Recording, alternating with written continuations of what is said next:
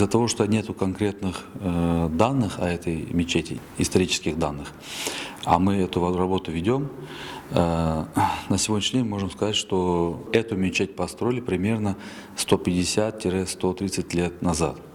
В советское время мы знаем, что в 1955 году эту мечеть отдали в пользование христианской общиной адвентисты седьмого дня.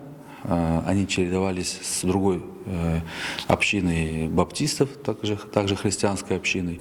Также имеется информация, что в 90-е годы там проживал наш соотечественник.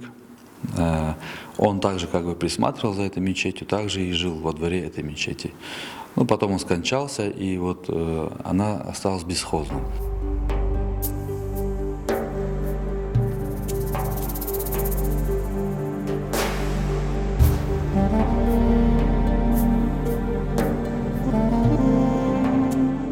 Планируется расчистить место, где находился михраб, потому что он в любом случае там есть, и посмотреть его оригинальную внешность, его оригинальную форму.